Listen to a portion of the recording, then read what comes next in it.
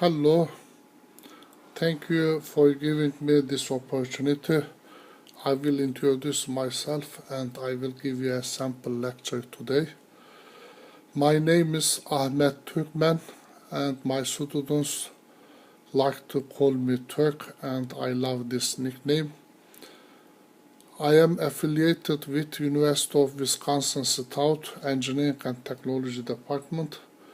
In this department, I usually teach computer engineering courses. Some of the courses I have taught at this university are circuit analysis, electronics, electromagnetics, signals and systems, and digital signal processing. I have supervised some capstone design courses too. Educational background, I have undergraduate and graduate degrees in electrical and electronics engineering from Middle East Technical University in Ankara, Turkey. My PhD thesis title is written here, and this research involved biomedical instrumentation, biomedical signal processing, and modeling of physiological systems. Several years after my PhD, I got another master's degree in biomedical engineering from University of Connecticut. This time the thesis was about a simulator for perfusion training I developed. Perfusionists are people who take part in open heart surgery. They are really important medical staff. I have a long time of teaching experience, teaching electrical engineering and biomedical engineering courses, and I have taught a large variety of courses, and these are most of the courses I have taught. Now, other experiences in my career, I worked as an electrical engineer and biomedical engineer in different settings. I participated in the commencement of several electrical engineering and biomedical engineering programs. This way I got experience in course development, lab development, and curriculum development. I was one of a few people who prepared the first self-study report for ABET accreditation at University of Wisconsin Stout. I worked as an assistant dean of engineering and architecture college at Melikshah University for 2 years in Turkey. I have been involved with medical device standards development for 10 years. I was co-chair of some committees. I contributed to development of several medical device standards in use today. I have been consulting to startup medical device companies like Triomi.com and WipeTechGlobal.com. Teaching philosophy, this is my favorite cartoon, and I want to be a little bit different. I want to make sure the students are motivated and the students are engaged in learning process. So for me, learning is not listening to me, memorizing some assignments and spitting out answers. Instead, the students should talk about what they are learning. They should write about it. They should relate it to their life experiences and apply the things they learn to their daily lives. So what they learn should be really part of the students themselves. Thank you. The introduction part is finished now. I will start giving the sample lecture. My sample lecture is on capacitors, and I will talk about capacitors as circuit elements. A capacitor is a passive circuit element. It is designed to store energy in its electric field. It is composed of two conducting plates as shown in the figure. The space between them is filled with an insulator material, also called dielectric material. The plates are typically aluminum foil. The dielectric is often a ceramic, paper, plastic, or mica. What happens if a capacitor is connected to a DC voltage source? The plate connected to the positive side is positively charged, the other plate is negatively charged. Both of the plates are charged by the same amount, except they have opposite signs. Let's show the amount of charge with Q. The ratio of the charge to the voltage is called capacitance. So the relation between electric charge and voltage can be expressed mathematically as shown here. Q is equal to C times V. In other words, electric charge is equal to capacitance times voltage. Unit of capacitance is farad, and 1 farad is really big value. 1 farad is equal to 1 coulomb per volt. In most applications, we will use capacitors rated in picofarad or microfarad.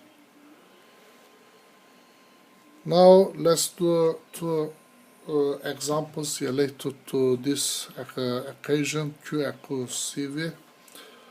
Let's say that we have a 3 picofarad capacitor and it is there is a 20 volts voltage across it. So what will be the charge stored in the capacitor? Since Q is equal to C times V, the value will be 3 times 10 to the power of negative 12, which is 3 picofarad, multiplied by 20, which is 20 volts. So the result will be 3 times 20, 60 picocoulombs. Now let's do another example. Let's say that we have a 4.5 microfarad capacitor and the charge on the one plate is 0.12 microcoulombs. What will be the voltage on it? So from Q equals C times V, we can write V is equal to Q over C, and if we substitute the values, this is the mathematical calculations we need to do. We can do these calculations in a calculator, and I suggest you to use the calculator in engineering mode. And when we do this process, we obtain 26.67. So the voltage on the capacitor is 26.67 volts. Value of capacitance depends on the geometry of the capacitor and the insulating material between the plates. So value of capacitance depends on surface area of the plates, the distance between the plates, and the permittivity of the dielectric material between the plates. Mathematically, this is the relation. That is, capacitance is equal to permittivity times area divided by distance. Based on this formula, we can say value of capacitance is directly proportional to the surface area and inversely proportional to the distance between them. If we want to build a capacitor with a large capacitance value, we should try to increase the areas of surface areas of the plates as much as possible. We should try to decrease the distance between them as much as possible, and we should use a dielectric material with high permittivity value. Now let's do this example. We are given these values and we will calculate the capacitance. The surface area is 150 centimeters square, the thickness is 0.6 centimeter, and the space between the plates is vacuum. For vacuum, epsilon is 8.85 times 10 to the power of negative 12. Area is 150 centimeters square, that is 150 times 10 to the power of negative 4 meters square. And the distance between plates is 0.6 centimeter, that is 0.6 times 10 to the power of negative 2. If we substitute the values in this formula, we have this calculations, and when we do this calculation in a calculator, we obtain a value 22 times 10 to the power of negative 12, that is 22 picofarad.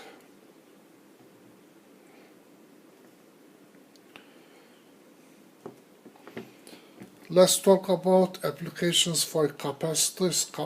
Capacitors are used extensively in electronics, communication, computers, and power systems. So why do we use capacitors? What are their functions?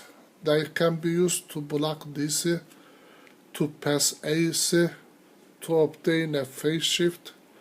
They may be used to store electrical energy. They may be used to suppress noise, and they are part of motor starting mechanisms. These are the symbols for fixed capacitor and variable capacitor, and these are some capacitors you will use in your projects in the future. Now let's obtain current voltage relation and voltage current relations in a more general way, not only for DC. So we know that electric charge is equal to capacitance times voltage. If we take derivative of electric charge, that will be electric current. C has a fixed value, so result of this derivative operation will be like this. Current is equal to capacitance times derivative of voltage with respect to time. How about voltage current relation? To obtain that, let's integrate this formula. So voltage is equal to 1 over C time derivative of current from negative infinite to the present time. Instead of taking integral from negative infinite, we can take the integral from a certain time like t0. Then we need to add the voltage value at that time instant. These two formulas in boxes are our current voltage relation and voltage current relation for capacitors. Now let's do application of these two formulas. Let's say that we have a 5 microfarad capacitor. The voltage on it is 10 times cosine 6000 T volts, and let's calculate the current. What will we do? We will calculate the derivative of the voltage with respect to time and multiply it with capacitance. So this is what we are going to. 5 times 10 to the power of negative 6 is the capacitance value, and we will take derivative of this expression. Derivative of this expression will be 6000 times 10 times sine 6000 t. When we organize this, we will get negative 0.3 sine of 6000 t amps. Now in this example, we will use the other equation. We are given capacitance value as 2 microfarad. The current is 6 times e to the power of negative 3000 t milliamps, and let's assume the initial capacitor voltage is 0. So we will use this formula. So we will take integral from 0 to t of the current and divide it with C. So this is what we are going to do. Capacitance value is here, and this is the current expression. Since the current is given in milliamps, we multiply this expression with 10 to the power of negative 3. So when we make this division, 6 divided by 2 times 10 to the power of negative 6, we will get 3 times 10 to the power of 3. And integral of this operation, e to the power of 3000 t times this, will be e to the power of negative 3000 t divided by negative 3000. When we substitute the values 0 and t, we have this expression. So the voltage on the capacitor is 1 minus e to the power of negative 3000 TV. Okay, let's do one more example. And this is another typical capacitor current problem. We are given a capacitor value as 200 microfarad and capacitor current given as a current waveform. We want to calculate the voltage and sketch it. The current can be expressed like this: between 0 and 1, the current is equal to 50 t volts. Between 1 and 3, it is 100 negative 50 t volts. Between 3 and 4, it is negative 200 plus 50 t. In other words, these three expressions are the equation for this straight line, for this straight line, and for this straight line. Now we need to take derivative of this and multiply it with the capacitance value. Capacitance value is 200 times 10 to the power of negative 6, and these are the derivative values of the voltage. When we multiply this, we obtain these values. So between 0 and 1, the current is 10 milliamps. Between 1 and 3 seconds, it is negative 10 milliamps. Between 3 and 4 seconds, it is positive 10 milliamps. And this is a graph of the current we calculated. Now I will explain how energy stored in a capacitor can be calculated. At a given time, the power delivered to the capacitor will be voltage times current. Current is equal to C times derivative of voltage, so this is the power delivered to a capacitor. We need to integrate this expression to find the energy stored. So when we take this integral, we make a change of variable. So V times dV from the voltage value at negative infinity to current voltage value. And we can assume that the voltage at negative infinity is 0. So we obtain this formula. Energy stored in a capacitor is equal to 1 over 2 times capacitance times square of the voltage. Let's calculate the energy stored in a capacitor with a 3 picofarad value and 20 volts on it. So using this formula, 1 over 2 times 3 times 10 to the power of negative 12 is capacitance value, 400 is square of 20, which is square of the voltage, and we obtain 600 picojoules.